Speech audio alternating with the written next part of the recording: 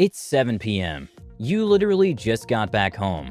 You go to your living room and you sit on the couch, all tired and ready to relax a little after a long, hard day of work. You take your phone out of your pocket to check social media, and you see that someone is trying to connect with you on Instagram. You check the message, and it isn't a friend. It isn't even someone you remotely know. It's another marketing guru that's trying to sell you something. You receive these types of messages on a daily basis, and just out of curiosity, you check his link.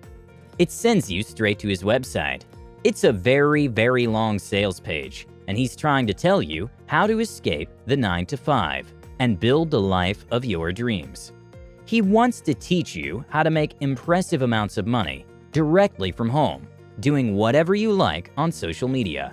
Obviously, he's willing to teach you all this for the humble price of $2,500 that you're supposed to pay right away, without the guarantee of results or of a refund of any kind. You already know how all this goes. He sells this idea that entrepreneurship is easy and that anyone can do it with little to no work. That's false. It's a lie, and you know it. You know that in order to become an entrepreneur and actually succeed, a lot of work is required, except for some cases where they either get lucky or they start at the right time and in the right industry. However, that's the one-in-a-lifetime kind of opportunity. To become an entrepreneur, you need to commit to working more than 60 hours a week, sacrifice friends, sometimes family, and definitely hobbies and recreation. We're talking about high-risk, high-reward situations. Entrepreneurs put everything on the line to develop great products in the hope of profit.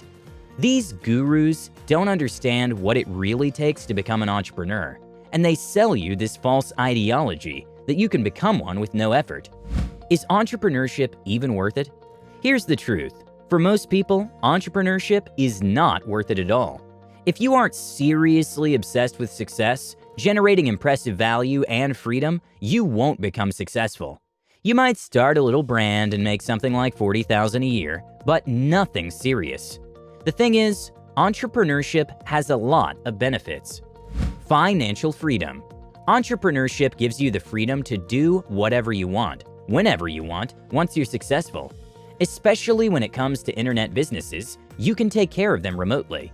Many young people that have succeeded actually are nomads and travel the world while making crazy amounts of money. Don't even worry about the price tag anymore. This is so underestimated. It's so fulfilling when you go shopping and you don't have to worry about the price. You just buy things without keeping track of the price and worrying that you'll max out your card. Take care of your loved ones.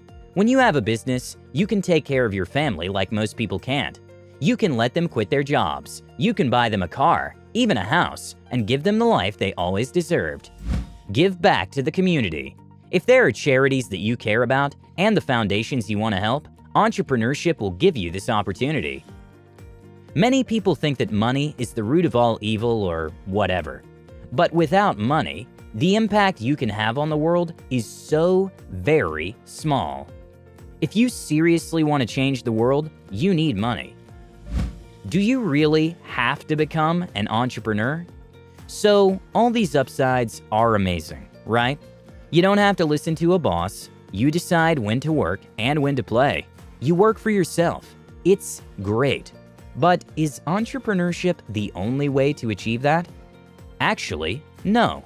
There are other easier and less risky ways to develop impressive success without necessarily putting everything on the line.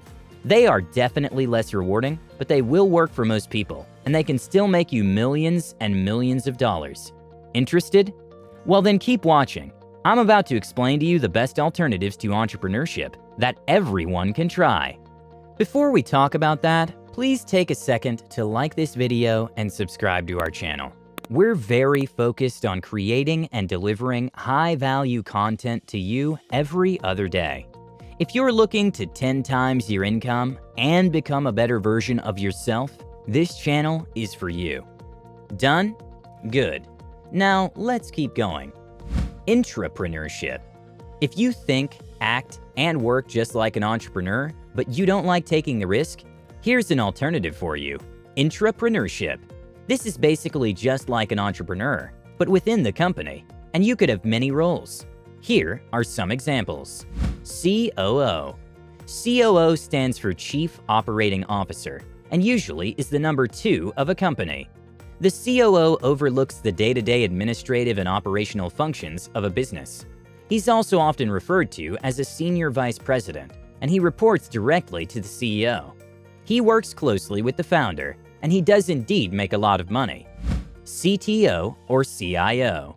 CTO stands for Chief Technology Officer, and CIO stands for Chief Information Officer. They're very similar and easy to understand. The CTO, for example, oversees technology and creates relevant policies. He takes care of the technological needs of the company, and he also is in charge of research and development. Often, the CTO reports to the CIO, who's got a very similar role, and often reports to the CEO. CFO.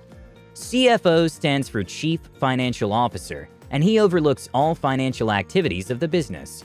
He obviously works very closely with accountants and advisors to decide whether investments are worthwhile or not, how to increase profitability, manage tax, and more.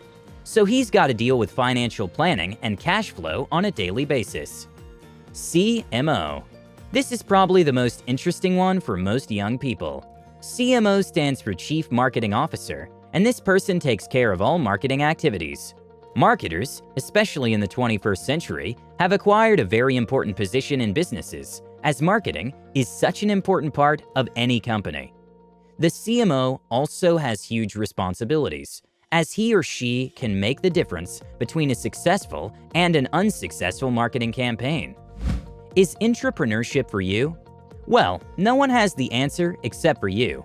The thing is, intrapreneurs don't really have a lot of credit, and being one is more common than you actually think. For example, even Steve Jobs, founder of Apple, was an intrapreneur for a long period of time. As you probably know, Jobs was actually fired from the position of CEO of Apple in 1985. Meanwhile, he started other ventures, like Pixar, but then he got back at Apple as an intrapreneur and got a big chunk of Apple's equity. Just to give you more perspective, Steve Ballmer was hired by Bill Gates at Microsoft in 1980, and he became the richest intrapreneur in the world. He also became CEO of Microsoft before leaving the board later on. His net worth is estimated to be $74.1 billion US. You are a great potential intrapreneur if you think like an entrepreneur. You always look for ways to generate more money, make the product better, and solve issues in innovative ways. You work like an entrepreneur. We're talking about 60 to 100-hour work weeks. You innovate and you're driven by results. You are focused on solutions and you're a great problem solver. You act as if the business is yours. Intrapreneurs protect the brand just like the CEO would, because he worked very hard to grow it. You don't want to put everything on the line and risk it all in order to become an entrepreneur or founder. Intrapreneurship is a really important topic simply because most people don't even know that this option exists, and it could seriously be a valid one for a lot of people. But that's not it. There are other smaller options that you can choose to make serious money without having to become an entrepreneur. Here are some examples. Sales. Working in sales is not for everyone. It takes courage and a lot of determination to become a salesperson and talk to hundreds of people on a daily basis. When you sell, you need to get used to being rejected every single day. You need to understand how and why people buy in the first place, and how you can get them to purchase as often as possible. You can make a lot of money as a salesperson, especially since you're often paid on performance. This means that the better you are, the more money you'll make. You can easily generate a six-figure income as a salesperson. Sales is for you if you're extroverted, or if you're trying to push your limits. If you want to become more confident, social, persuasive, sales will help you. It'll teach you how to be charismatic, how to deal with people, and how to get them to do what you want. If you think that you have what it takes to build relationships with customers and get them to buy, you should definitely consider sales as a career opportunity. If you're interested in sales, we actually made a video on the basics of selling that you can check out to start learning the skill. It's called How to Sell Anything to Anyone. We put a link in the description below.